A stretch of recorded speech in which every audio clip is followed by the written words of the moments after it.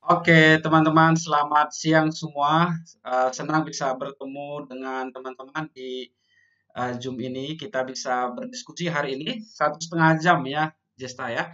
Oke, jadi cukup panjang waktu kita. Jadi harapannya mungkin kalau kita bisa banyak berdiskusi, tanya jawab itu akan lebih baik. Jadi saya berharap teman-teman bisa memperhatikan, lalu nanti kita bisa mendiskusikan topik hari ini ya. Oke, sebentar. Tadi sudah disampaikan bahwa topik kita hari ini adalah tentang kesekretariatan dan pengendalian, pengambilan keputusan dan hakikat motivasi ya. Oke, apakah sudah kelihatan screen Bapak, Jess? Sudah, Pak. Ya, oke. Baik, teman-teman, kita akan bahas dua topik ini. Eh, tapi Bapak akan bahas terlebih dahulu tentang hakikat motivasi karena itu yang butuh banyak penjelasan dan pengambilan keputusan ini. Tetapi untuk administrasi kesekretariatan itu nanti kita lebih banyak melihat contoh langsung. Jadi teman-teman bisa langsung nanti melihat contoh-contoh yang Bapak lakukan. Secara khusus juga nanti bisa teman-teman aplikasikan di LK masing-masing ya. Baik, apa yang mau kita bahas hari ini teman-teman? Yang mau kita bahas hari ini ya, ada tiga ya. Yang pertama nanti mengelola motivasi menjadi pengurus LK ya, teman-teman ini kan sebagian akan menjadi pengurus lembaga kemahasiswaan, lalu pengambilan keputusan dan kata kunci tata kelola kesekretariatan dan pengelolaan keuangan. Nanti kita akan langsung melihat contoh-contohnya ya, teman-teman bisa tiru. Oke, jadi yang pertama Bapak senang teman-teman bersedia menjadi pengurus LK ya, karena Bapak sendiri kalau boleh share sebelum kita bahas ke topik kita, sejak semester 2 dulu sudah aktif terlibat di lembaga kemahasiswaan atau UKM ataupun ya organisasi kemahasiswaan waktu kuliah tahun 2001 ya.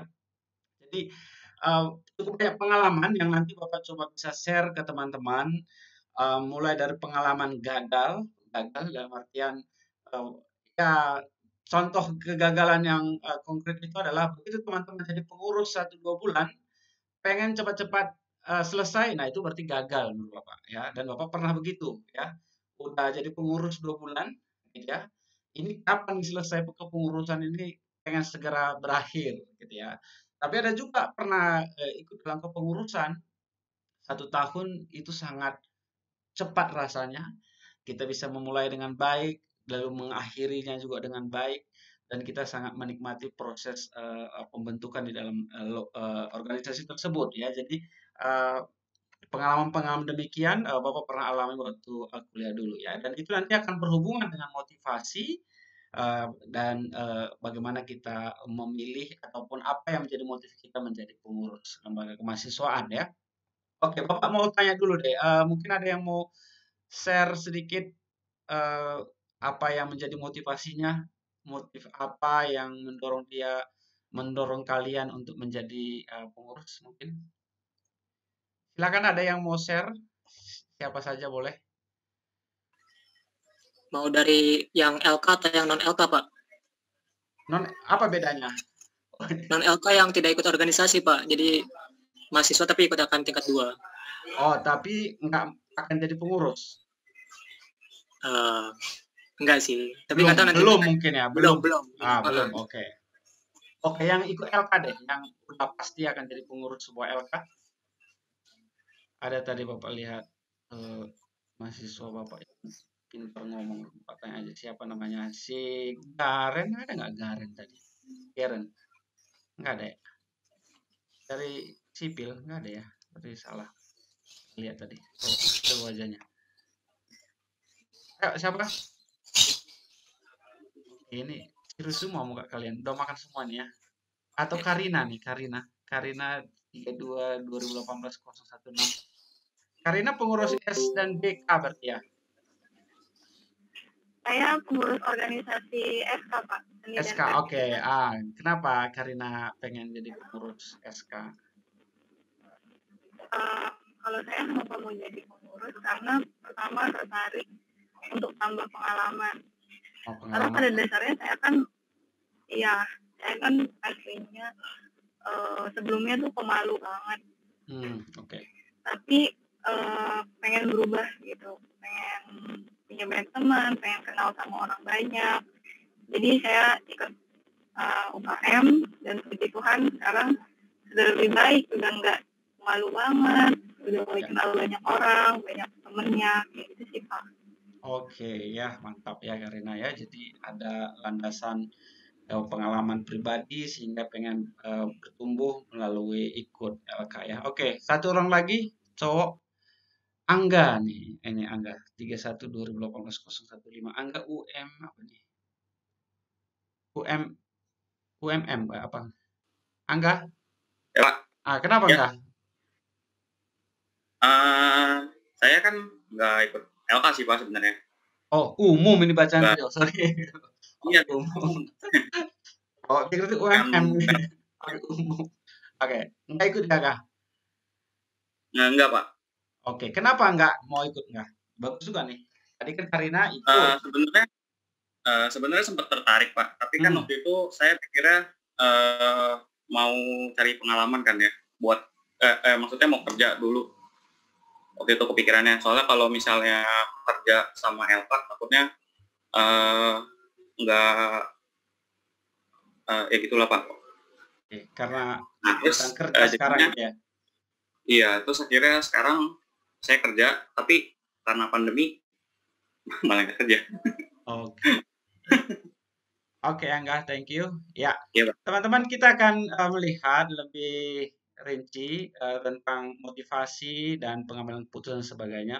Tapi memang Bapak lihat ya yang kita lakukan LKMM ini. Sebenarnya kalau Bapak baca di panduan itu, seandainya teman-teman benar-benar mengikuti proses ini, sebenarnya banyak hal yang sangat relevan nanti di dalam dunia kerja gitu. Jadi baik Angga ataupun tadi Karina tidak ada ruginya untuk belajar karena ini memang sangat dibutuhkan ya. Oke, teman-teman kita lihat yang pertama tentang mengelola motivasi menjadi pengurus. Oke, ini asumsi Bapak. Bapak tanya ke Sarah akan jadi pengurus ataupun mungkin bisa ya kalaupun nggak akan jadi pengurus nggak masalah ya. Oke, yang pertama teman-teman ilustrasinya dulu ya. Kalau teman-teman perhatikan di investasi ya sekarang banyak investasi bodong ya. Investasi bodong ya ini satu berita driver ojol di Bogor tertipu investasi bodong ya. Ini waktu Bapak persiapan materi ini Bapak dengar berita di liputan di Metro TV tentang aplikasi apa gitu ya, Mama apa, lalu jadi apa gitu ya, investasi bodong. Jadi mungkin asumsi kita driver ojol ini terdesak ekonomi atau mungkin juga analisa investasinya nggak baik ataupun ya kita katakanlah dia mungkin bukan orang terdidik sehingga dia terjebak dalam investasi bodong tersebut gitu ya. Jadi motif dari dia yang lakukan mungkin karena masalah ekonomi ataupun juga karena masalah ketidaktahuan ya. Tetapi pasti ada motif yang mendorong dia untuk ikut dalam investasi itu. Tapi ternyata tidak hanya driver ojol yang mungkin kita anggap kurang terdidik ataupun masalah ekonomi. Ini ilustrasi saja ya teman-teman. Jadi bahkan kalau di sebuah berita lagi mengatakan bahkan orang kaya ya berpendidikan juga tertipu investasi yang sama. Jadi Bapak ingin menjelaskan tentang motivasi melalui contoh ini bahwa ternyata motivasi itu bisa berpengaruh begitu besar baik karena masalah uang ataupun motif-motif yang lain yang mendorong orang terjebak dalam investasi bodong. Ini contoh. Jadi, sebelum orang mau menginvestasikan uangnya, berarti ada motif yang mendorong dia untuk melakukannya. Ada yang menggerakkan dia, kira-kira gitu ya. Baik mungkin karena ketidaktahuan, baik mungkin karena keterdesakan ekonomi, tetapi ternyata juga orang kaya yang sudah punya duit pun ternyata bisa jatuh kepada investasi bodong tersebut ya. Jadi teman-teman kalau kita mau membahas motivasi, motivasi itu adalah yang menggerakkan ya, to move ya. adalah dorongan yang timbul pada diri seseorang secara sadar atau tidak sadar, ya, untuk melakukan sesuatu tindakan dengan tujuan tertentu. Jadi tadi kalau kita lihat investasi ini pasti ada tujuan, baik dia orang kaya maupun enggak. Ya, baik dia ngerti ataupun enggak pasti ada tujuan. Jadi motivasi itu yang mendorong kita untuk mencapai sesuatu tujuan, ya, baik sadar ataupun tidak sadar kita, ya. Atau usaha yang dapat menyebabkan seseorang atau sekelompok orang tertentu tergerak melakukan sesuatu karena ingin mencapai tujuan, ada tujuannya, ya, yang dikehendakinya ataupun mendapatkan kepuasan dengan perbuatannya, gitu. Jadi itu arti motivasi, ya. Nah, sekarang Bapak nanti nggak tahu apa yang mendorong teman-teman, baik sadar atau tidak sadar, menjadi pengurus LK, ikut organisasi, bekerja ataupun melakukan hal yang lain, ya. Ilustrasinya lagi teman-teman, satu lagi ilustrasinya tadi kalau kita lihat hubungkan dengan investasi tadi, ilustrasi yang sekarang sedang berkembang ini teman-teman. Ya, apa namanya, janda bolong, ya. Ya janda pasti bolong kan gitu, ya. Itu janda bolong. Tahu ya teman-teman, sekarang kan ibu-ibu pada gila bunga gitu, ya. Jadi ini masih berbicara tentang motivasi, ya. Jadi janda bolong harganya kalau kita lihat di sebuah media ini 89 juta. Ya. Sebuah bunga seperti ini 89 juta. Nah, ini sebenarnya bukan hal baru, ya. Di Indonesia sudah sering fenomena seperti ini muncul, ya. Dulu ada masih tumbuhan juga, yaitu gelombang cinta. Ya, tumbuhan gelombang cinta beberapa tahun yang lalu juga sama, harganya bisa sampai 500 juta, ya. Yang terdekat mungkin batu aki, gitu ya, batu aki. Teman-teman juga nggak tahu ada nggak. Kayaknya pakai batu aki nggak aja ya? Enggak ya, nggak ada batu aki. Ya, Bapak juga enggak ya, aman ya, jadi nggak ada batu aki. Nah, rupanya kalau berbicara motivasi, ya, jadi ceritanya kira-kira begini teman-teman. Misalnya janda bolong ini atau gelombang cinta bunga, ya. Jadi kalau orang suka bunga, mungkin kalaupun dia beli ya 1, 2, 3 jenis ya udah cukup, ya. Jadi Bapak anggaplah pencinta bunga janda bolong ini sehingga Bapak rela mengeluarkan duit 89 juta. Ya, tapi pasti 2, 3 bunga udah cukup lah, nggak sampai harus banyak. Maka kalau hanya 2 sampai 3 bunga, nggak akan se-booming sekarang, ya. Karena ya paling berapa banyak sih orang yang benar-benar suka bunga. Tetapi biasanya orang yang menawarkan bunga ini bukan lagi nanti menawarkan bunganya itu sendiri. Tapi yang dia tawarkan adalah mirip seperti investasi tadi, adalah keuntungan dari membeli dan menjual bunga. Ya, jadi orang yang ingin orang yang mungkin punya banyak bunga, yang mengatur ataupun mendesain atau merancang lah ya, mensutradarai bagaimana supaya bunga janda bolong ini mahal, maka ditambahkanlah dia motivasi, yaitu bukan lagi hanya untuk mencintai bunga, tetapi untuk mendapatkan uang dari bunga. Jadi dan itu kalau dilihat, kalau tadi misalnya pangsa pasar pencinta bunga itu anggaplah ya 1 juta penduduk Indonesia misalnya, ya. Tetapi kalau ditambahkan motivasi untuk mendapatkan keuntungan, maka ataupun apalagi kalau ditambah cepat kaya dengan jual tanaman janda bolong, mungkin itu akan membuat orang berlomba-lomba untuk mengumpulkannya dan menjualnya, ya. Dan ya kalau kita lihat dari pengalaman-pengalaman 2 janda bolong batu aki ataupun gelombang cinta itu, ya. Justru setelah habis bunga itu mungkin di tangan yang punya banyak, lalu harganya jadi nggak ada. Tetapi motivasi yang ditempatkan di situ bukan lagi untuk mencintai bunga, tetapi untuk cepat kaya, itu mendorongnya. Jadi itu kira-kira pengertiannya teman-teman. Jadi kalau kita lihat 2 ilustrasi ini mendorongnya karena uang, ya, atau pengen cepat kaya. Itu yang membuat orang sadar atau tidak sadar bergerak hati untuk melakukan sesuatu, ya.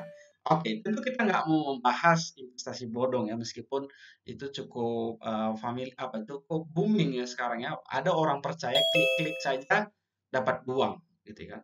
Itu karena apa sebenarnya? Karena motivasi. Oke. Nah, teman-teman sekalian, motivasi itu adalah tadi ya, motif ataupun alasan ataupun sebab seseorang melakukan sesuatu. Sekarang kita lihat konteks LK ya. Apa alasan sebab seseorang melakukan sesuatu ataupun seseorang masuk di LK, tidak masuk di LK ataupun terlibat di LK dan seterusnya ya dalam konteks LK. Oke, kan konteks organisasi mahasiswa yang pertama motif karena hubungan dengan orang lain ya. Jadi ada karena teman, sahabat, ikut teman, ikut pacar dan sebagainya. Jadi ada pengaruh orang lain ya, senior dan sebagainya ya. Jadi kalau Bapak dulu secara pribadi juga motif awalnya ikut organisasi ya motif pertama ini ya. Kita punya teman yang aktif di organisasi A ataupun senior yang aktif di organisasi A, kita akhirnya ikut masuk sama seperti senior kita masuk gitu ya. Jadi motifnya gara-gara itu. Jadi kita karena hubungan dengan orang lain ya. Itu yang menggerakkan kita, itu yang mendorong kita, itu menjadi sebab kita masuk ke LK. Yang pertama, yang kedua, karena ingin berkuasa gitu ya, memerintah, mendominir dan menguasai orang lain ya. Nah, ini ya teman-teman motif yang kedua ini. Kalau tadi motif pertama kan bisa kita katakan ikut-ikutan. Motif yang kedua ini ada di dalam diri kita sebuah keinginan, sebuah hasrat bahwa kalau kita bisa memerintah, bisa mendominir, bisa menguasai tanda kutip ya, kita bisa kelihatan di depan dan sebagainya, kita kelihatan lebih punya power gitu ya. Biasanya itu makanya orang berebut jadi ketua ya. Biasanya yang paling diperebutkan itu ketua karena mungkin motif yang kedua ini ingin kelihatan berkuasa, ingin memerintah. Ya, memerintah itu kan enak ya. Puas dia memerintah gitu, menyuruh ya ataupun memperlihatkan bahwa dia punya kuasa. Jadi itu juga ada nih. Nggak tahu apakah juga ada di antara kalian yang punya motif demikian. Lalu motif yang ketiga tadi mungkin yang kalau kita tadi contohkan Karina ya, mungkin bisa masuk ke tiga ini motif karena ingin mencapai sesuatu ataupun mengubah sesuatu ya tadi pemalu ingin enggak malu gitu ya. Ada prestasi yang ingin diraih, ada sesuatu yang ingin dia kejar, tujuan tadi ya. Kalau tadi investasi bodong yang dia mau kejar adalah uang cepat kaya atau janda bolong tadi yang dia kejar supaya dia bisa beli harga 1 juta jual harga 10 juta gitu ya. Ada posisi ya ataupun mungkin hal-hal teknis, ada soft skills ya atau ada kemajuan tertentu yang ingin kita raih. Ini motif yang ketiga. Jadi teman-teman Bapak nggak memasukkan motif yang sangat suci gitu ya. Saya ingin mengabdi gitu ya. Saya ingin melayani. Saya ingin apa lagi ya. Saya ingin berkontribusi gitu ya. Oke, Bapak bukan berarti nggak percaya motif itu bisa saja muncul dalam diri kita. Tetapi Bapak berpikir begini teman-teman. Dalam prosesnya itu nggak seideal demikian. Ya. Mungkin kalau Bapak tanya, misalnya anggaplah Angga dan Karina jadi calon ketua, kalau ditanya, nggak mungkin Angga waktu ditanya, kamu kenapa ingin jadi ketua? Karena saya ingin memerintah kalian semua. Kan nggak mungkin. Pasti dia bilang, oh saya ingin membuat yang terbaik untuk kalian. Pasti yang positif kan. Tetapi motif yang di dalamnya itu yang nggak tahu. Maka memang teman-teman nanti perlu teman-teman telusuri ataupun ya lihat diri teman-teman apa sebenarnya motifnya. Karena motif ini akan sangat mempengaruhi teman-teman di LK. Gitu ya. Atau yang keempat, tidak jelas motifnya. Ya bukan juga karena teman, bukan juga karena nggak ada keinginannya memerintah, berkuasa. Ingin mencapai sesuatu juga nggak ada, yang nggak jelas. Ini juga banyak. Ya. Nggak tahu aja ya. Ya orang ikut ya dia ikut juga kalau ditanya ya nggak jelas. Nah, Bapak nggak tahu nih yang mana kalian. Atau sebenarnya yang tadi yang nggak Bapak sebutkan sebenarnya ada juga mungkin motif-motif yang murni yang yang luhur lah ya kita ingin melakukan sesuatu. Tapi itu nanti dalam perjalanannya itu bisa muncul. Muncul maksud Bapak di awal Bapak ragu itu ada di awal, tetapi di dalam perjalanannya akhirnya muncul motif kita ingin berkarya, mengabdi kepada orang lain itu bisa ya. Oke, 4 motif itu teman-teman yang nggak tahu apakah ada di dalam diri teman-teman. Nah, maka kemungkinannya dari 4 motif tadi, kemungkinannya begini teman-teman. Nah, kemungkinan yang pertama, ya. Kemungkinan yang pertama, terlepas dari kan ada 4 motif ya, jadi kemungkinannya begini. Teman-teman masuk organisasi, jadi pengurus LK, tidak sesuai dengan yang diinginkan ataupun tidak sesuai dengan motif awalnya gitu ya. Jadi motifnya kan saya karena ikut teman akan merasa nyaman dan sebagainya, tapi tidak sesuai. Maka itu akan berdampak kepada apa? Teman-teman akan menghindar, ya, reaktif ya. Jadi kalau misalnya ada Nino di sini atau Jesta atau teman-teman yang ikut pengurus sekarang yang sudah aktif, kalau ada anggota pengurus itu dicari, susah dicari gitu ya, susah dimintain tugas, susah diberi tanggung jawab, ya mungkin karena tidak sesuai dengan yang dia ingin. Dia menghindar, reaktif ya. Bukannya senang diberi tanggung jawab, misalnya menjadi koordinator proyek gitu ya, bukannya senang tapi justru menghindar. Maka orang seperti ini nanti di dalam organisasi harus diawasi secara ketat, diancam, diperintah, dipaksa. Dengan cara apa? Kalau dia 3 kali nggak datang rapat, dikeluarkan dari organisasi ya misalnya. Itu kan diancam. Kalau dia nggak aktif, ya nggak dapat SK misalnya ya. Jadi itu harus diperketat ancaman demikian. Karena memang mungkin tidak sesuai dengan yang diinginkan. Maka orang-orang ini juga akan sedikit ambisi, ya ambisinya akan sedikit, ya kayak hidup segan mati tak mampu lah ya ikut organisasi ya. Dan ujung-ujungnya ya dia menyesal ikut organisasi itu ya, dan kalau ditanya apakah ada manfaatnya untuk dia, ya tidak ada manfaat. Gitu ya, itu kemungkinan pertama. Kemungkinan yang kedua di antara teman-teman, ya, jadi teman-teman seperti yang Bapak katakan tadi ya, Bapak pernah mengalami, masih ingat Bapak sampai sekarang Bapak menjadi pengurus, jadi dulu di organisasi kami itu ada namanya partai partai mahasiswa, ya partai mahasiswa. Jadi ada partainya, namanya dulu Partai Demokrasi Kebangsaan kalau nggak salah ya, Partai Demokrasi Kebangsaan. Jadi Bapak pertama jadi sekretaris Partai Demokrasi Kebangsaan itu tingkat fakultas kali gitu ya. Ya karena motivasinya nggak jelas, ya karena tidak sesuai dengan yang diinginkan. Waktu itu Bapak disuruh mengetik, disuruh membuat laporan, disuruh menulis ini, padahal Bapak sangat lemah dalam hal itu, gitu ya. Waduh, itu tadi menghindar, reaktif, gitu ya. Waduh Kak, tadi begini, banyak alasan lah, gitu ya. Jadi biasanya senior meminta kamu harus begini dan sebagainya. Maka ambisi juga nggak ada, yang adalah menyesal dan pengen kapan cepat selesai nih kepengurusan. Itu yang pernah Bapak alami sesuai dengan yang diinginkan. Ya. Lalu yang kedua, sesuai dengan minat yang diinginkan. Itu makanya Bapak sangat berharap mahasiswa begitu mau masuk organisasi, dia ikutin organisasi yang dia suka. Kalau Bapak mendorong begitu. Ikutlah organisasi yang kalian suka dan jangan ikut semua organisasi. Kalau bisa mungkin 1-2 saja sudah cukup. Kan kalaupun 1 tapi teman-teman optimal di situ itu sudah cukup ya. Itu Bapak juga pernah jatuh ikut organisasi ini, ikut organisasi sana dan sebagainya. Motifnya biasanya karena ikut teman. Ya, jadi sesuai dengan yang diinginkan, sehingga kalau kita masuk pada organisasi yang kita suka, kita akan masuk pada sesuai yang kita inginkan, dan kalau begitu kemungkinannya adalah kita menerima tanggung jawab, proaktif, bisa mengontrol diri, ya nggak usah disuruh pun kita akan ikut ya, kita akan terlibat ya, kita bisa mengontrol diri kita ya. Bahkan kalau Bapak ingat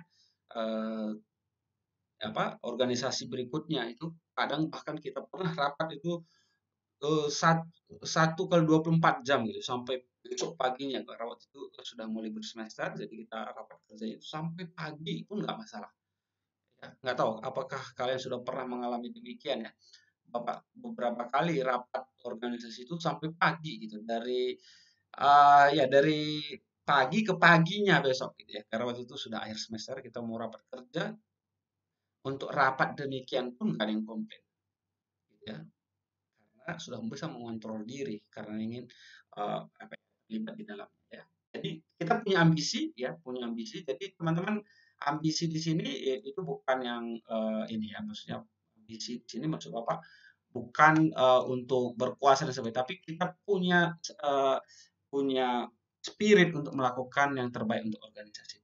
Dan akhirnya kalau kita ikut demikian, kita bersyukur dan merasakan manfaatnya.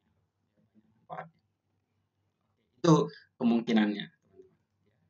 Yang manakah kalian? Ya tentu akan sangat tergantung dari motif yang tadi. Oke, itu untuk motivasi. Jadi bagaimana sikap kita bila terjadi kemungkinan yang pertama, saran Bapak, jadi kemungkinan yang pertama kan bila terjadi kemungkinan yang pertama tidak sesuai keinginan, ya pertama kita kan nggak lakukan apa-apa di organisasi. Sebenarnya organisasi yang baik itu tentu semua terlibat, dan kalau Bapak rasa misalnya kalau organisasi itu 5 orang saja, yang kedua bukan yang pertama, 5 orang saja yang begini, organisasi itu jalannya akan sangat cepat. Programnya luar biasa, 5 orang saja. Ya, tapi biasanya kebanyakan yang pertama, ya, reaktif. Jadi kalau kemungkinan pertama dia akan lakukan apa-apa, ya, atau yang kedua dia akan left, keluar, ya, kemungkinannya.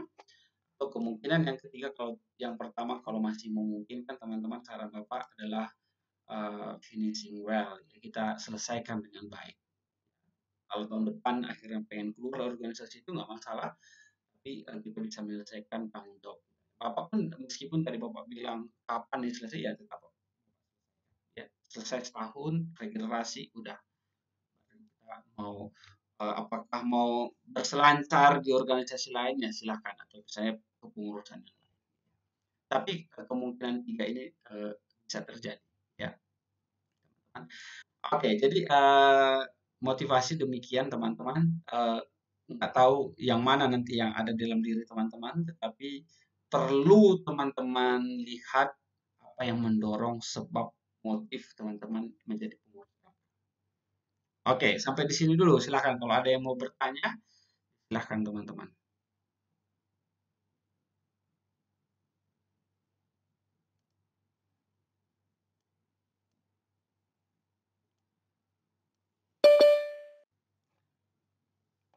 Desa, apakah ada?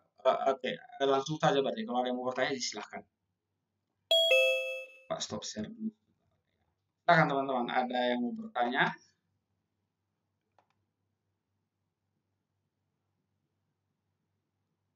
Oke, nanti ada 3 penanya terbaik. Nanti ada hadiahnya. Samsung S berapa ya? Oke, nanti ada hadiahnya. Ada hadiahnya, Jess ya, Sarah. 3 penanya terbaik. Silakan teman-teman, ada hadiah dari Kak Jesta nanti. Motif teman-teman ikut organisasi. Motif paling umum mungkin seperti Karina tadi, itu umum. Ya, ingin, Bapak juga mungkin mirip dengan Karina ya. Bapak juga dulu nggak berani berbicara dan sebagainya. Lalu teman mendorong, akhirnya ikut. Rumus gitu ya. Tapi kalau dalam organisasi Bapak kira terjerumus itu pun baik. Baiknya adalah karena kita sudah pernah terjerumus, maka step berikutnya kita nggak akan terjerumus lagi.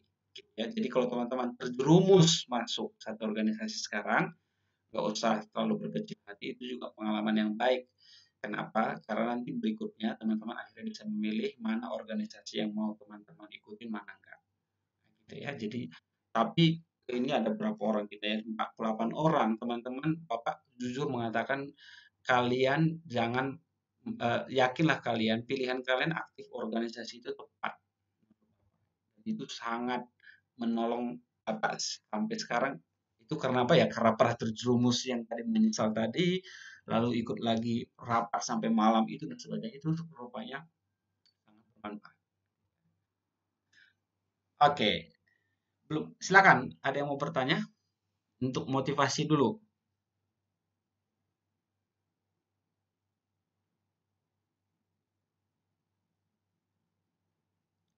Jeffrey, ada pertanyaan, Jeff? Ini Jeffrey. Ketua PKM nih Jeffrey ya. Ya teman-teman, kalau belum tahu, ini Jeffrey ini, Jeffrey Haposan ini Ketua PKM yang pertama dari akuntansi mendapat hibah, yaitu tanggal untuk Jeffrey ini ya. 2019 tapi sudah dapat hibah PKM Dikti tahun ini ya Jeff ya.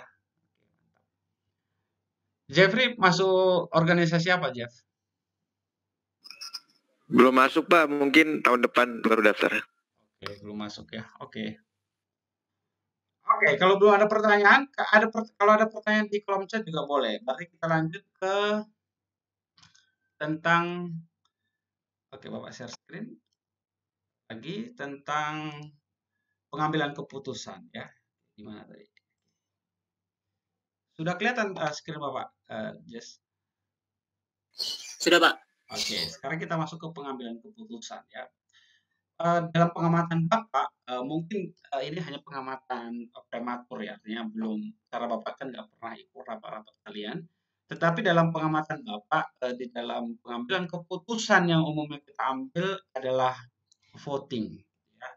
Jadi beberapa kali mungkin itu karena apakah konteks WA group dan sebagainya, tetapi memang sering voting di PSMB Bapak perhatikan ya, kita sering voting ya, sering pengambilan keputusan dengan suara terbanyak ya. Teman-teman Bapak kalau boleh memberi masukan gitu ya. Jadi dalam pengambilan keputusan voting itu adalah jalan paling akhir. Meskipun jalan itu adalah jalan yang paling kadang paling mudah dalam mengambil keputusan. Jalan musyawarah itu paling sulit karena orang bisa berdebat. Ya, misalnya contoh begini ya. Dapat melampirkan sertifikat. Dengan melampirkan sertifikat, berarti satu, oke Bapak, coba kita analisis ya. Dapat melampirkan sertifikat dengan melampirkan sertifikat. Ini, jadi kalimat pertama dapat melampirkan sertifikat. Kalimat kedua melampirkan sertifikat. Hanya beda kata dapat. Ya, satu ada dapatnya, satu enggak. Ya. Dalam organisasi saatnya kita memutuskan kalimat mana yang kita pakai, dapat melampirkan sertifikat ataupun melampirkan sertifikat. Itu kalau kita analisis secara misalnya, wah kalau yang pertama, kalau dapat melampirkan sertifikat, berarti tidak harus melampirkan sertifikat, bisa begitu. Kalau yang kedua, kalau melampirkan sertifikat, berarti harus melampirkan sertifikat. Kalau seandainya kita berdebat mau ngambil keputusan, yang mana kita pilih, itu memang akan bisa panjang. Dan kalau mau cepat ya memang voting ya, oke siapa yang mau milih dapat melampirkan sertifikat, siapa yang nggak mau melampirkan sertifikat, siapa yang hanya mau melampirkan sertifikat, maka voting biasanya akan diambil. Tapi ada banyak hal yang miss dengan voting itu, yaitu kita mempertajam analisa dan sebagainya, itu bisa jadi miss ya. Itu akan kita bahas di pengambilan keputusan. Oke. Putusan adalah hasil memutuskan keputusan ya, itu dulu ya. Perihal yang berkaitan dengan keputusan ya, keputusan ini banyak, apakah tentang sikap dan sebagainya. Contoh misalnya yang terbaru ini kan BEM mengeluarkan press release gitu ya, pasti itu kan keputusan ya, jadi diambil keputusan gitu ya. Diambil, oke kita akan mengeluarkan press release tentang undang-undang Cipta Kerja ya Jess ya, kan di MPM ambil itu ya, diputuskan ya. Jadi keputusan itulah segala keputusan yang telah ditetapkan ya. Nah, harus kita perhatikan ini, putusan itulah sudah dipertimbangkan. Jadi kalau sudah dipertimbangkan itu adalah proses musyawarah, proses bertukar pikiran, proses berdebat. Ya. Kalau voting itu pertimbangannya nggak terlalu banyak, tinggal kita pilih A atau B misalnya. A, B, C, sudah dipikirkan dan sebagainya. Ya, kalau orang sudah diperdebatkan, sudah kita lihat, oke kalau kita mengeluarkan press release seperti ini, sudah kita perdebatkan satu dengan lain. Dan keputusan yang baik adalah memang harusnya begitu ya. Sehingga nanti bisa jadi ketetapan, sikap terakhir, langkah yang harus dijalankan, kesimpulan tentang pendapat, dan hasil pemeriksaan tentang ujian. Jadi kalau kita memeriksa sesuatu, jadi ada keputusan. Jadi teman-teman, kalau teman-teman dalam organisasi terlalu cepat voting, Bapak kira-kira itu nggak sehat, terlalu cepat. Jadi kita belum sempat berdiskusi panjang lebar udah voting, nah itu nggak sehat. Kalau mau memutuskan sesuatu, Tetapi kalau kita sudah mempertimbangkan A sampai Z, lalu nggak ada keputusan voting, oke itu boleh. Tetapi kalau terlalu cepat tidak sehat karena nanti proses pertimbangannya nggak kuat, proses kalian berpikirnya nggak kuat, dan juga proses pembentukan cara berpikir kalian nggak kuat. Ya. Bapak tadi kalau berhubungan dengan berani berbicara, tadi yang Karina tadi, justru dalam organisasi yang dulu Bapak suka itu adalah evaluasi dan penyusunan program. Kita itu biasa berhari-hari juga ya, berhari-hari dalam menyusun program dan evaluasi. Tetapi di situ kalau Bapak renungkan sekarang, waktu itulah Bapak belajar apa arti cara menganalisa, ya, apa arti berbicara, berkomunikasi, berdebat, dan sebagainya. Itu ternyata sangat penting. Maka memang dalam organisasi sekali lagi tadi seperti Bapak katakan itu sangat banyak manfaatnya. Dan kita harus tahu kalau teman-teman lihat gambar di samping ini, dalam pengambilan keputusan itu haruslah ada alternatif ya yang mau diputuskan ya. Kalau cuma satu kan bukan keputusan namanya, itu namanya titah gitu ya. Itu titah, itu raja yang bisa begitu. Tapi kalau kita dalam organisasi kan enggak. Berarti ada alternatifnya, ada kemungkinannya ya. Jadi kalau teman-teman ketua di sini kalau mau memutuskan sesuatu, berikan alternatif lalu diskusikan alternatif itu. Bukan berikan keputusan supaya diputuskan, bukan. Jadi ada alternatifnya, ada kemungkinannya gitu ya. Oke. Lalu kalau keputusan itu tetap juga tidak pasti teman-teman. Jadi kan salah tidaknya itu atau benar tidaknya itu kan tidak bisa kita pastikan ya. Jadi kita harus tahu dia punya ketidakpastian. Lalu juga punya konsekuensi, high risk konsekuensi. Jadi ada konsekuensi setiap keputusan ya. Bapak pernah mengambil keputusan apa ya yang paling beresiko ya? Mungkin kalau kita mengeluarkan orang gitu ya, itu keputusan yang punya resiko ya. Mengeluarkan orang dari organisasi ataupun mengambil sikap berorganisasi. Lalu juga sering sekali interpersonal issue itu ada ya. Nggak tahu apakah di UKM atau LKU Krin itu ada kayak blok-blok. Nggak tahu apakah ada nggak Jess kalau kayak blok-blok itu ya, misalnya gini, kubu-kubu gitu ya. Kubu-kubu itu misalnya kalau ada perdebatan, ada kubu A dengan kubu B dengan kubu C gitu ya. Interpersonal issue itu dalam pengambilan keputusan pasti ada ya. Jadi kalau dulu di organisasi Bapak ada kalangan konservatif yang sangat rigid dalam melakukan sesuatu ya. Mungkin ini kalau di UKM ini kayak siapa sih kalau di sini? Mungkin kayak ada juga ya. Pokoknya kalau nggak boleh, gitu ya. Kalau udah terlambat ya nggak boleh dimasukkan, saya begitu. Itu orang-orang yang rigid ya. Tapi ada juga orang moderat gitu ya, suka mempertimbangkan dari banyak sisi. Ada juga orang yang pengen fleksibel aja gitu ya dan bebas dan sebagainya. Jadi biasanya itu ada interpersonal issue dan kita pun biasanya akan masuk pada golongan yang sejenis dengan kita gitu ya. Lalu dalam pengambilan keputusan tentu ada complexity ya, bahwa satu masalah itu sulit untuk kompleks ya, banyak sisi yang harus dipertimbangkan. Itu makanya nanti tadi perlu dipikirkan secara Nah, langkah mengambil keputusan saran Bapak begini teman-teman nanti. Yang pertama, kita harus sadari sebenarnya kalau tadi ke sini interpersonal issue itu sangat penting. Kalau Bapak udah nggak suka sama Jesta, apapun dia bilang, nggak akan pernah Bapak setuju apa yang pendapat dia. Itu pasti. Itu interpersonal issue. Jadi Jesta ini dulu menolak cinta apa gitu ya. Lalu ya udah kalau organisasi ya pasti nggak akan bisa masuk lagi gitu. Jadi maka langkah pertama adalah konsolidasi tim. Ketua punya tanggung jawab untuk membuat itu solid, itu langkah pertama. Dan biasanya kalau sudah ada konsolidasi tim enak dalam pengambilan keputusan. Dan ini memang menyangkut internal ya. Lalu yang kedua, pelajari situasi dan masalah dengan sudut pandang yang terbuka. Dan Bapak kira dalam organisasi demokrasi ya kita kan pasti pakai prinsip itu ya, bahwa sudut pandang itu bermacam-macam ya. Jadi ya kita harus terbuka bahwa memang ada berbagai alternatif. Jadi kita perlu pelajari situasi masalah dengan lebih luas ya. Lalu yang ketiga, terbuka terhadap beberapa alternatif gitu ya. Jadi sekali lagi seperti Bapak katakan tadi, kalau mau mengambil keputusan berikan alternatif-alternatifnya.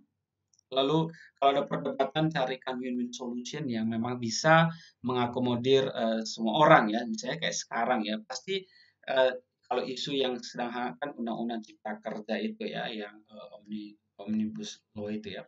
Pasti itu apa namanya, win-win solutionnya mungkin akan sulit ya, karena itu menyangkut politik. Pasti apa namanya, kalau menyangkut politik gitu ya, apapun dilakukan lawan politik bisa salah, apapun yang dia lakukan bisa benar cara melawan politik. Jadi memang akan sulit win-win solutionnya. Jadi memang setiap keputusan seperti yang Bapak katakan tadi ada resiko-resiko yang harus dihadapi.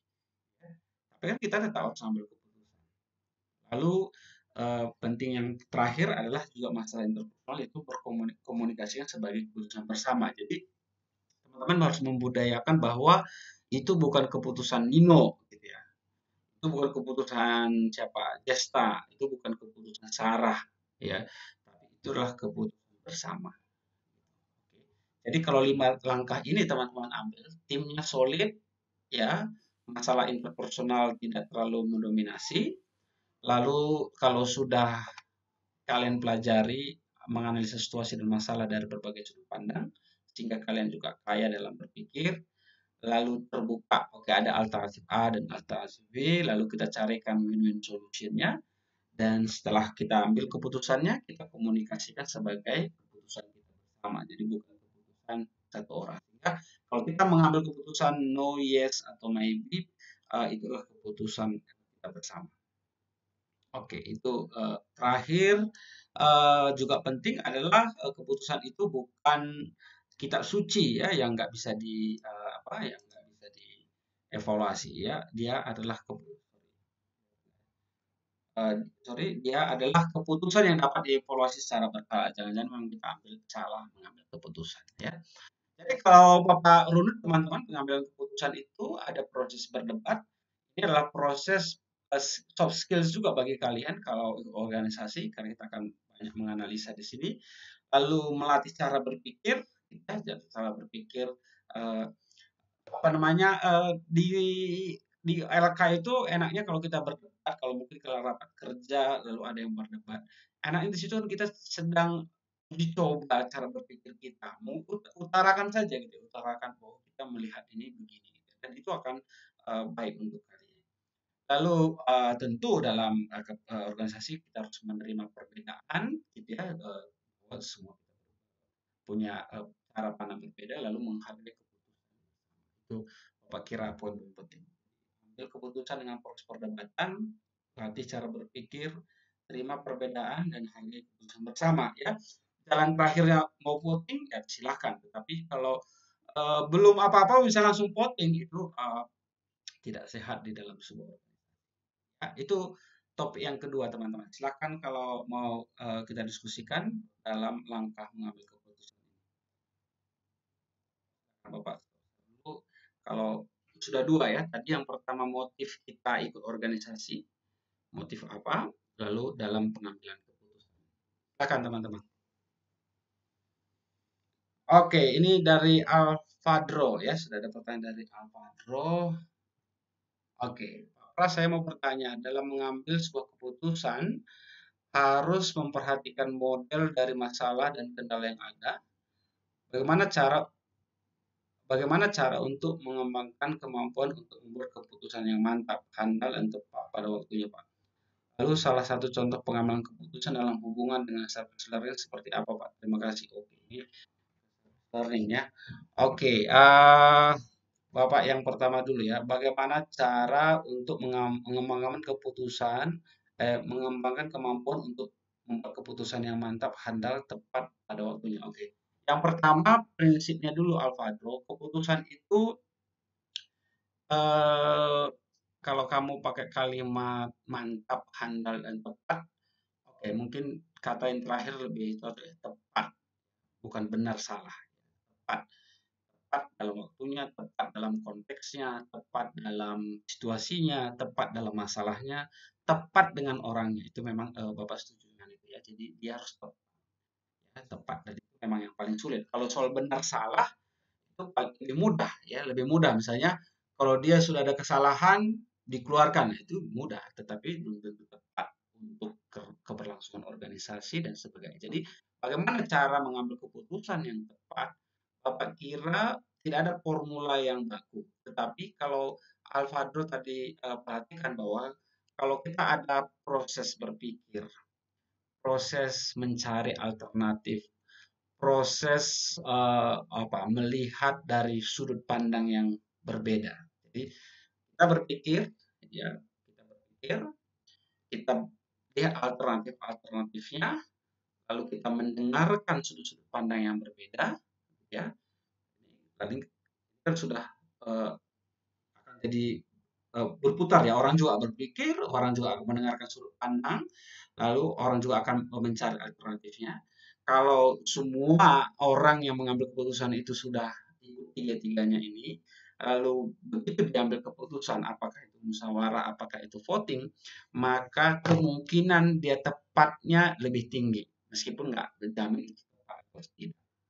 Kemungkinannya lebih tinggi. Minimal proses itu sudah kita lalui. Kalau voting tadi seperti yang Bapak katakan, kenapa bisa dia tidak tepat? Karena umumnya proses berpikir sudut pandang itu belum tentu misalnya Bapak yang ikut voting sudah mempertimbangkannya. Tapi yang lebih lanjut lagi, sebenarnya keputusan-keputusan yang penting di dalam sebuah organisasi itu sebenarnya bukan misalnya pemilihan judul, pemilihan ini. Itu oke, perlu juga diputuskan. Tetapi kalau Bapak rasa nanti kalau dipakai kalimat berikutnya handal, kalian banyaklah berdiskusi untuk program, untuk kebijakan organisasi atau rencana organisasi. Jadi dalam mengambil keputusannya di areal itu makanya bisa dikatakan handal. Handal itu artinya memberi daya guna untuk organisasi, gitu ya. Jadi maunya yang kita diskusikan panjang lebar itu program. Jadi misalnya contoh nih PSMB ya. PSMB mau kita buat penugasan kreatif misalnya gitu ya, kan beberapa panitia PSMB di sini. Maunya kita banyak berdebat di situ maunya. Penugasan kreatif yang gimana menurut Anda, menurut yang lain, menurut siapa begitu, sehingga nanti keputusan itu kita katakan handal dan tepat ya. Lalu contoh ya, oke, persis seperti service learning, ini kan mungkin teman-teman juga banyak ikut service learning, persis seperti itu. Kalau kan di kelompok mau memutuskan program A terhadap sebuah masyarakat, maka kalian harus mempertimbangkan dari sudut pandang yang sangat beragam alternatifnya. Jadi contoh dari mungkin kelompok Jeffrey lah ya. Jadi mereka kan mengambil program memberi motivasi untuk penderita kanker di kelompok Jeffrey ini. Jadi memberi motivasi karena penderita kanker itu kan dari berbagai daerah. Biasanya kalau dia ke Jakarta berobat, dia tinggal di rumah singgah, gitu ya. Dia tinggal di rumah singgah itu pasti banyak waktu dia nganggur tanda kutip karena melewati proses pengobatannya, dan teman-teman di kelompok Jeffrey ini membuat program memberi motivasi kepada mereka mengisi waktu mereka agar mereka melewati proses pengobatan dengan baik. Jadi ada pertimbangan bahwa dia sudah analisis, oke, ini menarik, baik nih kalau pasien-pasien yang datang dari berbagai tempat ini dengan kegiatan-kegiatan demikian. Jadi memang dalam service learning justru persis seperti yang Bapak jelaskan, itu makanya kalau dalam service learning seperti Bapak katakan bukan benar salah, tetapi tepat tidaknya program itu untuk masyarakat ya. Begitu Alvadro. Lalu dari, semoga bisa terjawab ya Alvadro.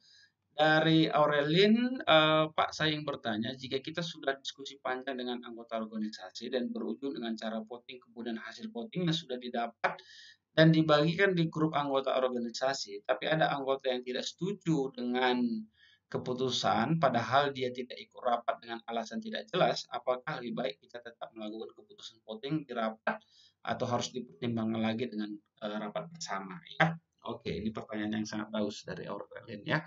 Oke, yang pertama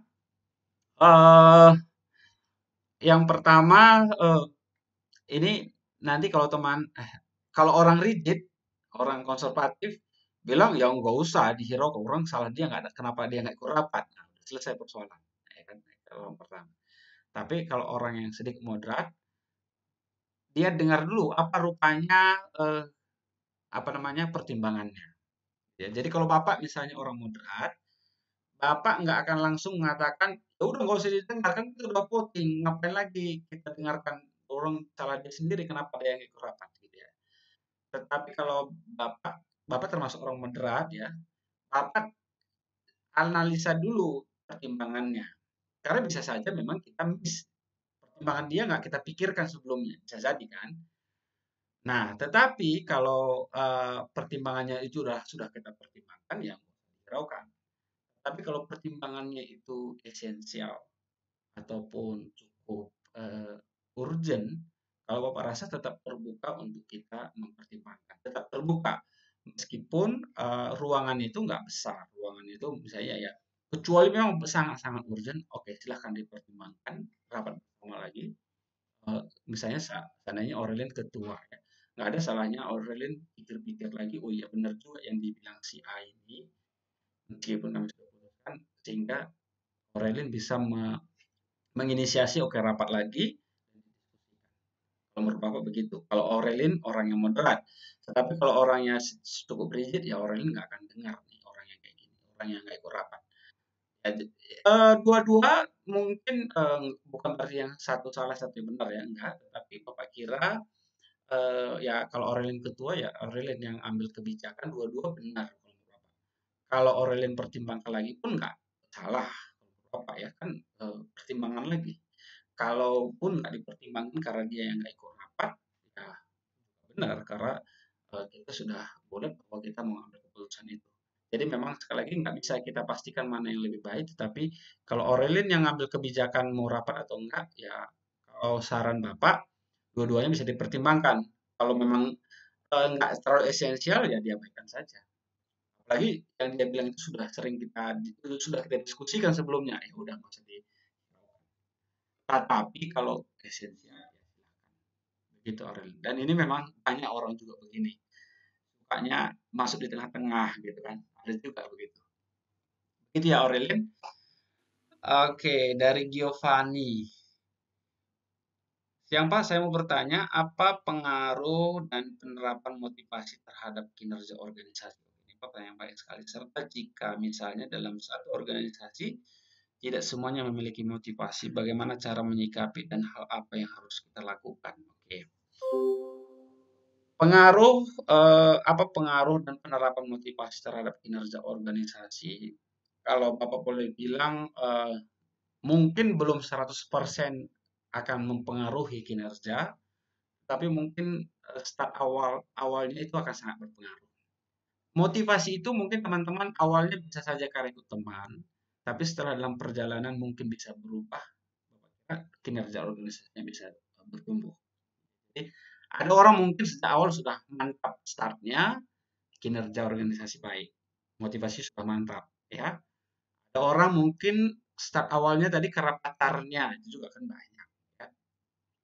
Karena di organisasi ini cantik-cantik semua gitu ya, pengen masuk di situ ya kan. Ya bisa juga ya, meskipun belum tentu orang-orang di situ mau sama dia gitu ya, tapi dia motivasinya begitu. Tapi setelah masuk, dia nggak lagi melihat karena cewek-cewek cantiknya, tetapi sudah melihat esensi programnya, akhirnya dia punya kinerja yang baik. Jadi bisa berbagai kemungkinan. Tetapi tentu yang paling ideal adalah motif awalnya sudah jelas. Dia tahu kenapa dia organisasi itu, pasti kinerjanya akan lebih baik. Dalam penelitian-penelitian pun pasti motivasi itu berpengaruh besar terhadap kinerja organisasi, ya berpengaruh. Bahkan nanti dalam dunia pekerjaan pun Giovanni itu sudah diteliti bahwa motivasi kerja itu sangat mempengaruhi kinerja. Jadi pengaruhnya sangat besar. Nah, tetapi yang menarik adalah pertanyaan berikutnya ini juga, bagaimana menyikapi serta jika misalnya ada dalam satu organisasi tidak semua, bagaimana menyikapi. Nah, tadi seperti Bapak katakan bahwa dalam perjalanannya orang yang punya motivasi rendah bisa akhirnya punya motivasi, atau bahkan sebaliknya orang yang awalnya punya motivasi tinggi bisa makin rendah motivasinya. Cara menyikapi yang terbaik adalah Bapak rasa organisasi itu sendiri, yaitu program-program yang ada di organisasi itu. Jadi gini teman-teman, kalau organisasinya nggak hidup, nggak jalan istilahnya gitu ya. Orang yang awalnya tadi bersemangat pun bisa nggak bersemangat jadinya. Orang yang tadi punya motivasi, wah saya mau begini. Tapi organisasinya nggak bisa jalan gitu. Itu bisa mati.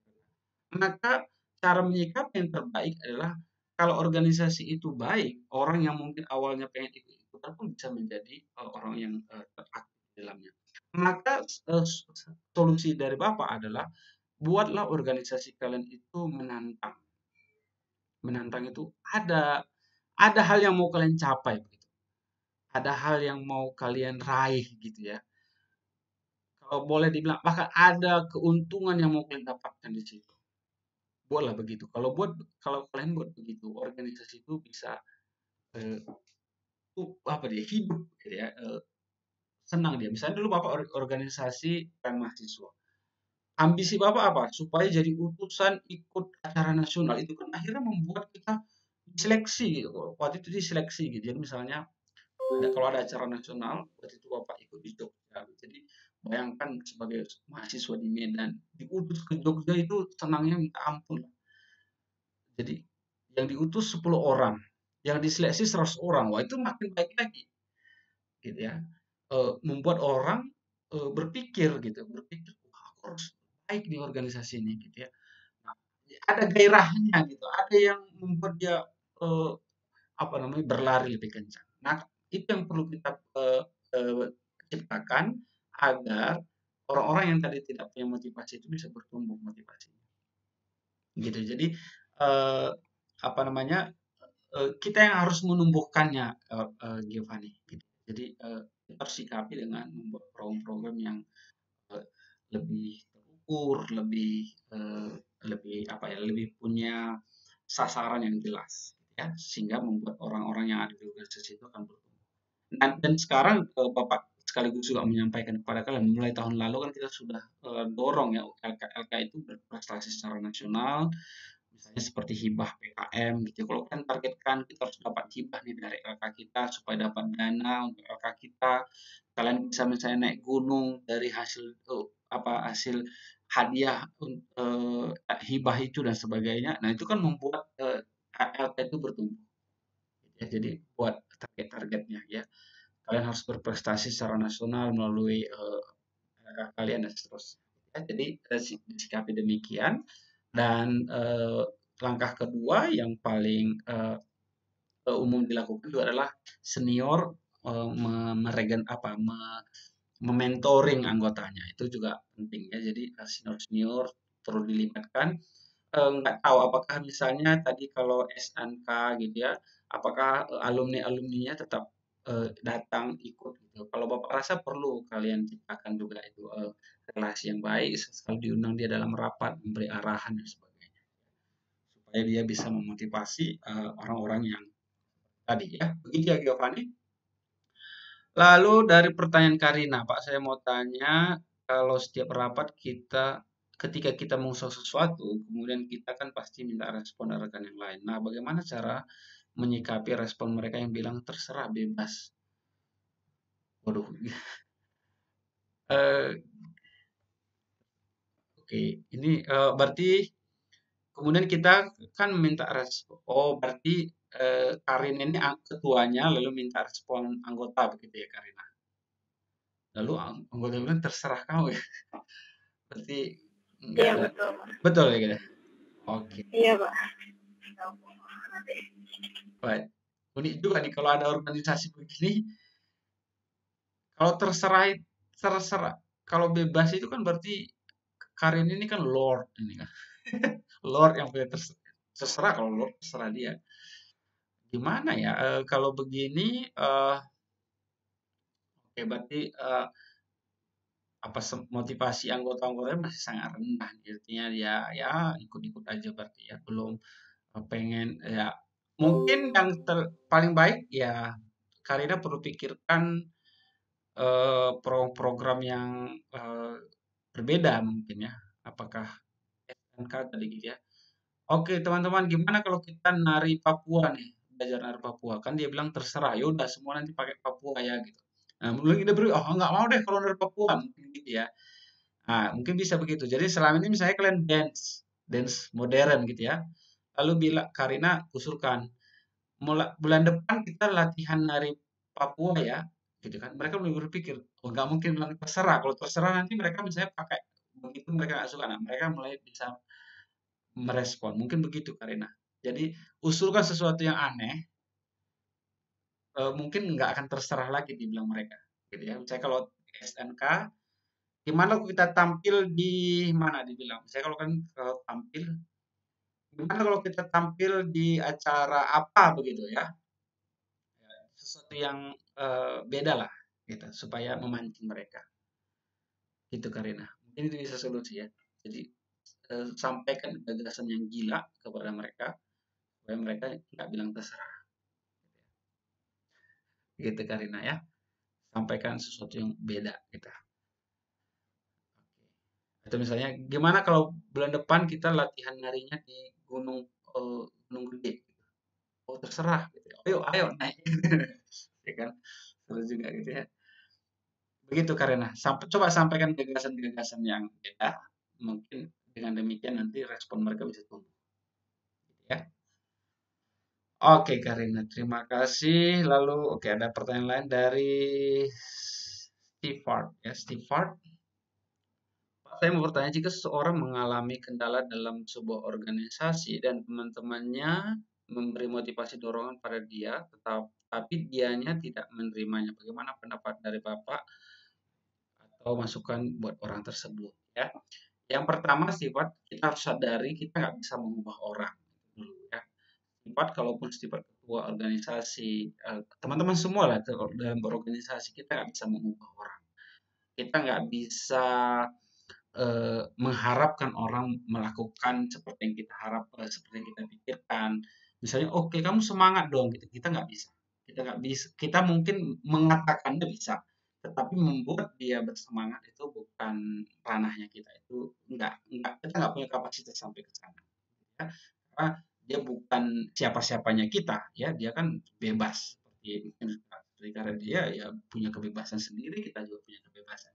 Nah itu yang pertama. Jadi dalam organisasi teman-teman jangan terlalu pusing kalau banyak orang dianya nggak mau menerima masukan ya karena dianya bebas.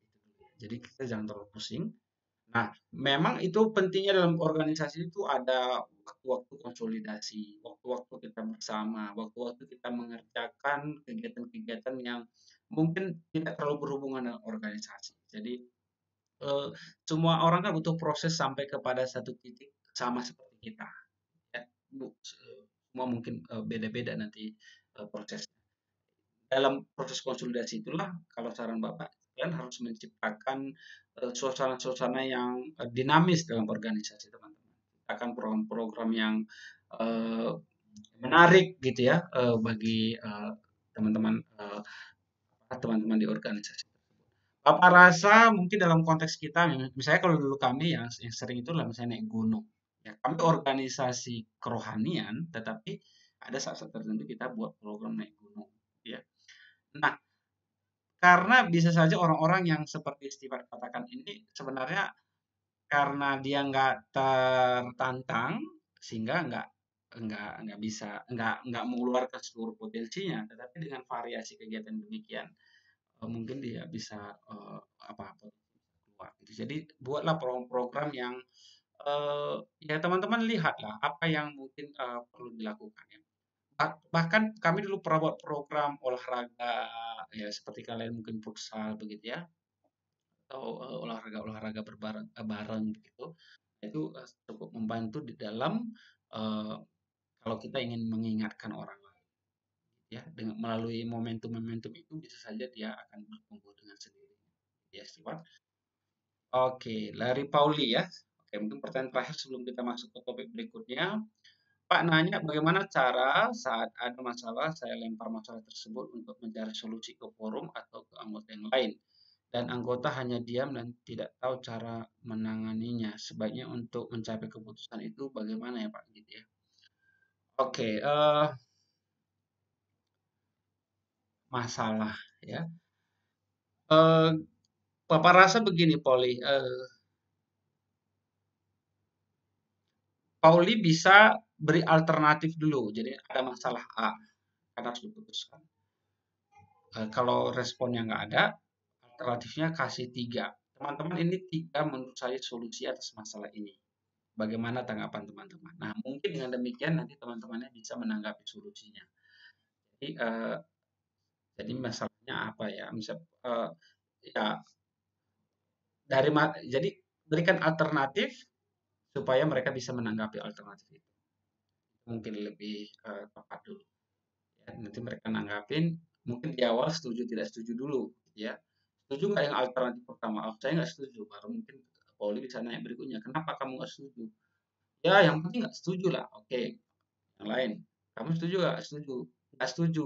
Kenapa? Mungkin nanti dengan demikian ada yang merespon, sehingga bisa ada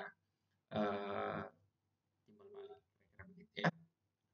Oke, Pauli, nanti kita lanjutkan teman-teman. Pertanyaannya masih bisa ditanyakan di topik pengambilan keputusan dan motivasi. Bapak ke materi berikutnya tentang tadi tata kelola sekretariat ya. Ini tadi seperti Bapak katakan pengalaman buruk Bapak pertama sekali adalah masuk sebagai sekretaris sebuah organisasi dan itu sangat sangat salah sekali gitu ya menurut Bapak karena Bapak sangat tidak menikmatinya waktu itu. Oke, mana tadi? Oke, tata kelola kesekretariatan dan keuangan ya. Bapak merasa ya ini perasaan Bapak. Sekarang kalau di unit Bapak di pengembangan karakter kita kan mengelola ini teman-teman, mengelola singkat MAWA namanya. Singkat MAWA itulah sistem informasi peringkat kemahasiswaan. Jadi mungkin apakah teman-teman sudah tahu atau belum, kemahasiswaan kita di UPRIDA tahun ini peringkat 108 secara nasional. Jadi teman-teman semua yang ada di sini tuh berkontribusi besar, berkontribusi untuk pencapaian peringkat. Jadi bahkan kita lebih baik dari Duta Wacana, lebih baik dari banyak kampus-kampus lain lah ya. 108 di secara nasional. Kita puji Tuhan ya, berarti BEM kita, LK kita, UKM kita itu kalau peringkat 108 kan dari ribuan itu kan nggak jelek, cuma sangat bagus ya. Kita peringkat 108, dan kita bisa di atas banyak kampus-kampus lain dengan kampus negeri ya teman-teman. Nah, jadi Bapak merasa kunci keberhasilan kita di singkat MAWA itu untuk prestasi kemahasiswaan itu sebenarnya kesekretariatan ini, laporan kita yang ada, dokumentasi kegiatan kita yang ada. Jadi sebenarnya kuncinya di situ ya. Dan Bapak rasa meskipun Bapak kadang nggak suka administrasi ya berarti minimal ada perbaikan ya. Dulu misalnya cuma buat 2 laporan, sekarang mungkin jadi 3 laporan sehingga peringkat kita naik. Jadi tahun lalu peringkat kita 198, tahun ini 108 gitu. Jadi naik berapa itu? Naik 90 tingkat, ya lumayan lah ya.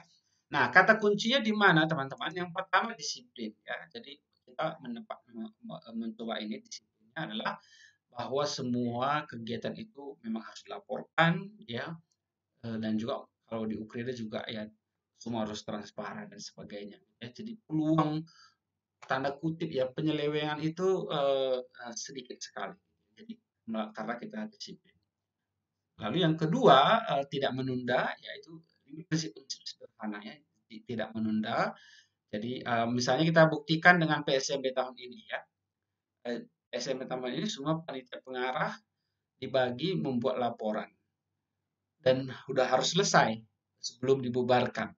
Beda dengan tahun lalu. Tahun lalu itu laporannya dibuat waktu dibutuhkan. Nah, itu beda ya. Jadi PSMB tahun lalu laporannya ditulis tahun ini, gitu ya. Dan tahun ini kita nggak mau begitu. PSMB tahun ini laporannya tahun ini. Lalu tentu kalau dalam keuangan integritas ini sangat penting ya. Teman-teman kan mengelola uang UKRIDA, uang kalian juga, uang Ukrida kan uang kalian juga. Jadi teman-teman kalau mengelola uang Ukrida, uang negara, uang siapapun itu kalau bukan uang kita, maka itu bukan hak kita. Ya, jadi bukan, ya kecuali ada uang pulsa itu hak kalian, ada honor itu hak kalian. Tapi kalau hak program itu bukan hak kita, jangan kita ambil, ya itu jadi integritas. Dalam pengelola keuangan kita harus akui teman-teman di organisasi-organisasi kemahasiswaan masalah keuangan itu sering sekali terjadi. Jadi ada orang-orang yang mengambil keuntungan dari situ, tidak transparan lah dan sebagainya ya. Jadi contoh sederhana ya, Bapak pun dulu ketua kelas di kelas ya, mungkin sekarang sudah nggak terlalu begitu ya. Bapak dulu setiap kali dosen minta fotokopi bahan, ya fotokopi materi ya, dulu kan masih tradisional sekali ya. Pas ini fotokopi gitu ya. Bapak berkali-kali ke fotokopi itu, ini kwitansinya gimana? Tulisnya saya 10.000 satu eksemplar, bisa nggak, mau nggak ditulis 12.000 gitu ya? Kan bisa jadi, itu gampang. Apalagi bahkan kwitansi kosong gitu ya. Jadi minta 3 kwitansi, tinggal kita tulis mau apapun di situ boleh. Nah, itu butuh integritas.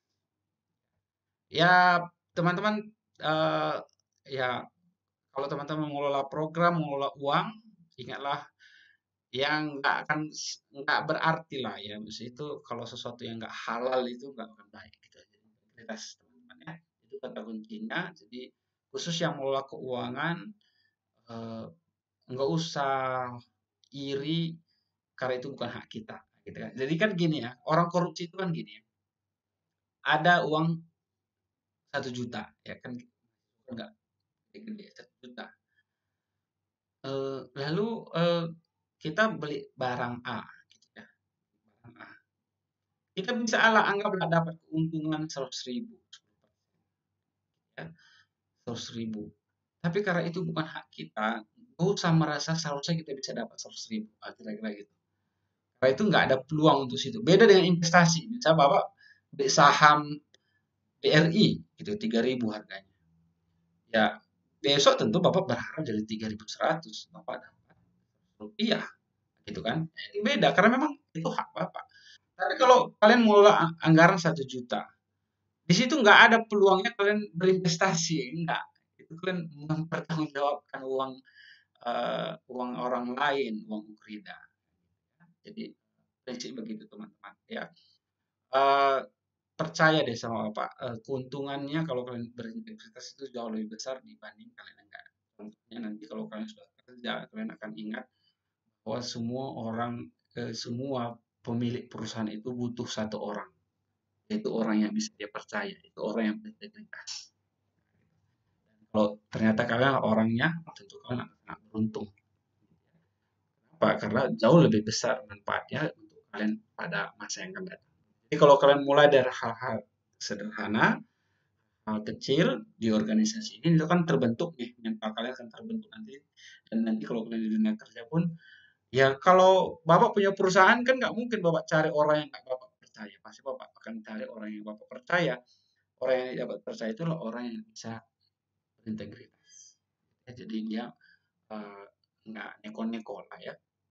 Neko-neko ya, Bapak cerita sedikit ya, Bapak setiap beberapa hari sekali belanja di sebuah toko sayuran. Beberapa hari ini itu toko sayurannya, meskipun toko sayuran gede ya teman-teman, jadi Bapak juga belanja bisa 100.000, orang juga begitu, meskipun jual sayuran. Tetapi 2 hari ini yang menjaga itu bukan pemiliknya. Dan Bapak tanya, ibunya kemana? Iya, ibunya ingin istirahat saja.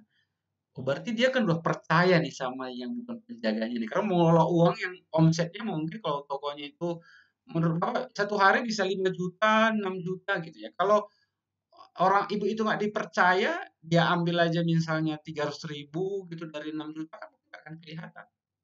Tapi berarti dia sudah percaya integritas gitu ya. Jadi kalian juga begitu ya. Jadi kalau kelola uang, kelolalah dengan baik. Apa yang menjadi hak kalian lakukan. Oke, itu integritas. Lalu ketelitian ya, double check ya, supaya tidak ada salah-salah. Bapak juga dulu Bapak kasih solusi ke kalian kalau kalian sering ngetik salah, itu kerjakan di Google Docs. jangan di Microsoft Word, di Google Docs itu kita bisa mendeteksi typo-typo dan sebagainya. Kita perlu cek ulang. Ya, ini kelihatan sepele tapi itu penting sekali dalam organisasi ya. Lalu ya Bapak juga banyak pengalaman yang gagal dalam cek ulang ya. Rapatnya Rabu depan, kita datang Rabu ini gitu ya. Pernah begitu. Waktu sama Bapak dengan Pak Yani, janjiannya Rabu depan ya. Kami datang jauh-jauh ke Bintaro dari Ukrida, udah sewa udah pakai driver Ukrida, ya kan? Nggak ada orang ya, orang rapatnya minggu depan gitu ya. Dan prosesnya itu teman-teman sederhana, perencanaan, direncanakan, nanti Bapak akan tunjukkan contoh-contohnya, dilaksanakan, evaluasi, dan pelaporan ya. Evaluasi ini juga penting untuk kita melihat melihat. Yang penting adalah jangan menunda pekerjaan, dan itu akan sangat menentukan karir kalian juga ke depannya. Oke, kita langsung lihat contoh-contohnya teman-teman. Bapak stop share, nanti bisa kalian lihat. Oke, ada lagi secara singkat Bapak share screen. Yang pertama Bapak beri contoh laporan dulu. Ini paling penting, laporan dan kegiatan ya. Ini punyanya siapa namanya? Joshua, ada Joshua di sini dari HMM.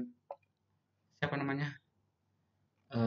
Sebentar, ini ke atas, ini laporan. Ini contohnya saja teman-teman. Yang entrepreneurship Joshua ya, Joshua Nambaban. Ada Joshua di sini. Yang ketua manajemen. Ya.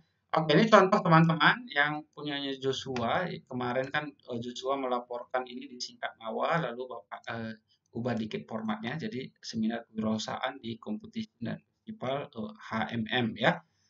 Ini formatnya kira-kira begini teman-teman, dan Bapak kira nanti Pak Daniel juga akan memformatkan yang sama karena ini yang kita laporkan ke pemerintah. Jadi ada covernya begini, lengkap dengan tahunnya, lengkap dengan logo dan judul, dan yang melaksanakan ini hierarki ya, jadi HMM, prodi manajemen, fakultas, baru universitas ya, baru di bawah singkatan universitas. Ini kalau ada covernya di awal boleh. Nah, lalu ini yang teman-teman Bapak kira nanti harus jadi format umum di Ukrida, ada lembar pengesahan. Bapak kira Pak Daniel pun akan menuntut ini, karena ini yang akan kita laporkan ke DIPTI. Jadi ada lembar pengesahan, nama kegiatan, tujuan, bidang kegiatan, penanggung jawab. Ya, ini Joshua benar ya, Joshua Nawaban, pelaksanaannya dan sebagainya, lalu ditandatangani oleh ketua unit pelaksana dan mengetahui. Ya. Ini mengetahui bisa saja 2-3, kalau BEM unit pelaksana bisa saja Pak Daniel PKM, dan ketuanya bisa adalah ketua pelaksana tersebut, atau ini bisa disesuaikan ya. Nah, jadi teman-teman, Bapak berharap semua laporan kalian bentuknya begini supaya bisa langsung kita laporkan untuk Singkat Nawa. Dan di dalamnya ada latar belakang seperti ini yang baik ya. Jadi ada di sini juga kan kalian akan belajar batik, menulis dan sebagainya. Ada nama kegiatan, tujuan kegiatan, manfaat kegiatan, sasaran kegiatan, mekanisme lomba dan seterusnya. Ini ya, ini saja ini panduan yang teman-teman nanti bisa pakai, susunan acara. Ini sudah baik dilakukan oleh HMM, lalu susunan panitia, biodata pembicara, lalu foto-foto kegiatan. Nah, jadi foto-fotonya juga kalau bisa ada tulisannya gitu ya, supaya orang lagi tahu ini ngapain gitu ya. Dan juga kalau mengambil foto harus ada tujuan. Nah, oke, berarti dia ini mau memperkenalkan pembicara di acaranya benar gitu ya. Kalau begini aja ini sebenarnya belum foto yang baik ya. Kenapa? Karena ini kan belum tentu ini acara yang sama. Ya kan? Benar nggak? Apa buktinya ini acara tadi? Tapi mungkin bisa dibuktikan karena ada pembicara ini. Ada pembicara yang baju putih tadi di sini. Mungkin itu kalau kita mau argumen. Tapi kalau orang lain melihat, ya dia bisa saja bilang, saya nggak kenal ini siapa, ini acara apa, saya nggak kenal. Jadi acara itu teman-teman butuh begini, minimal ada kalimat-kalimat pendukungnya. Ya. Oke, itu contoh laporan ya. Bapak kira nanti teman-teman harus buat seperti ini kalau melaporkan kegiatan. Termasuk misalnya LKMM ini, siapa ketuanya nih, Jess? Rio Pak. Hah? Dari Rio Informatika 2018 Pak. Jadi Rio buat begini Rio nanti laporannya. Pasti Pak Daniel akan minta begini. Ya Rio. Ya langsung di Pak Daniel juga sudah ada contohnya. Itu satu ya. Satu lagi Bapak share screen Tor ya, Tor. Nggak tahu apakah kalian terbiasa membuat Tor kalau hampir mirip. Jadi misalnya Tor seminar anti narkoba, jadi ada cover, ada pengesahan juga, ya sama seperti tadi isinya, lalu dibuat pendahuluannya dan dibuat rincian kegiatannya, panitianya siapa. Ini juga Tor. Biasanya kalau Tor ini diminta oleh pembicara-pembicara. Oke, itu Tor. Lalu nanti ini formatnya nanti bisa Bapak share atau kalau teman-teman butuh bisa ada di Pak Daniel. Lalu sekarang keuangan ya, Bapak contoh keuangan ini. Kalau keuangan langsung tunjukkan saja ini keuangan unit Bapak. Nggak tahu bagaimana penyusunan laporan keuangan kalian, mungkin yang ini rincian program. Jadi kalau teman-teman membiasakan nanti merinci sebuah program, berapa anggarannya, misalnya 60 juta. Oke, 60 juta itu untuk apa saja, jumlah unit, harga unit. Kalau ini Bapak rasa kode anggaran, keterangan, jumlah unit, harga unit, dan total. Ya. Itu mungkin produk di Ukrida ya. Kalau mau dilihat di programnya, jadi kalau setiap LK ada begini teman-teman, jadi Januari apa yang dibutuhkan, Februari apa yang dibutuhkan dan seterusnya, berikut dengan anggaran dananya, dan di sini ada keterangan dan strategi yang akan dilakukan, lalu anggarannya berapa, bisa lebih baik untuk ya, contoh saja. Kalau laporan keuangan tadi ada sebentar. Oke, laporan keuangan di sini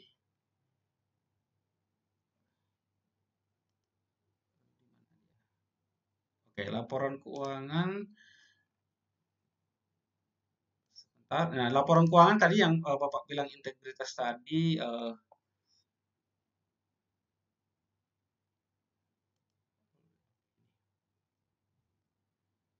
Oke, udah kelihatan teman-teman di lomba nih. Udah kelihatan, Jess? Sudah Pak. Ya, laporan keuangan teman-teman ini juga SPU yang umum di Ukrida. Ada rinciannya. Nah, yang paling penting sini ada tanggalnya. Oke. Lalu semua ada kwitansinya. Ditempel begini kwitansinya. Nah, tapi teman-teman kwitansi yang benar itu adalah dia ada tanggalnya, lalu ada perusahaannya, tokonya, namanya siapa. Kalaupun dia misalnya emperan, ya oke nggak apa-apa. Misalnya tuh Bapak Bakso ini gitu ya, nggak apa-apa. Lalu dia paraf, tanggalnya ada, silahkan. Yang penting itu ada ya. Jadi sekali lagi kan kadang kita butuh sistem demikian karena sistem itulah menolong orang untuk tidak korupsi. Juga bisa. Ya, dia beli di Salero gitu ya. Lupa Pak gitu ya. Tadi misalnya dia 10 bungkus nasi padang, dia laporkan 12 bungkus kan bisa saja gitu ya. Tapi kalau udah ingat ke Salero ada kwitansinya, ya, mungkin akan menolong ya. Oke, itu contoh-contohnya saja teman-teman. Nanti itu teman-teman tinggal ikutin, tetapi tadi prinsipnya disiplin, integritas, jangan menunda, teliti dan sebagainya. Oke, silakan teman-teman, kita ada 5 menit lagi untuk tanya jawab. Oke, silakan teman-teman. Ada pertanyaan belum dijawab, Oli tadi terakhir sudah.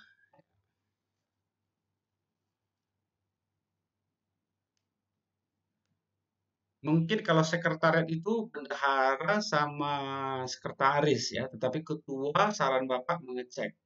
Tugas ketua itu mengecek.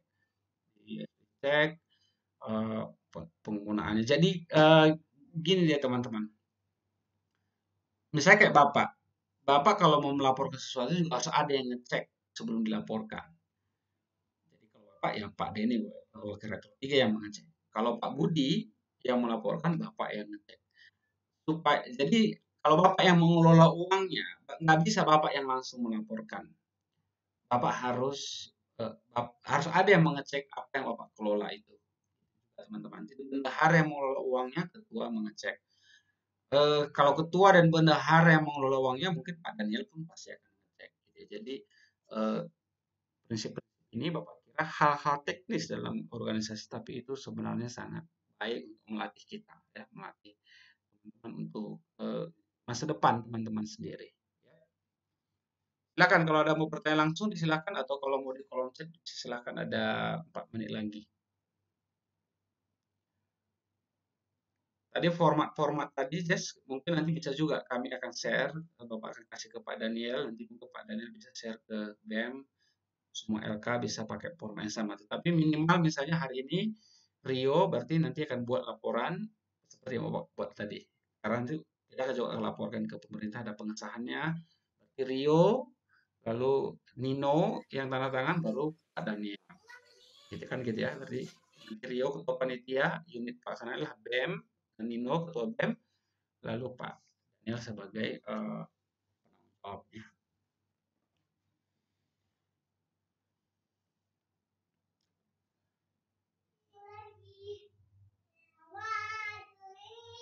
Oke, nggak ada lagi pertanyaan teman-teman, kalau sudah cukup jelas semua.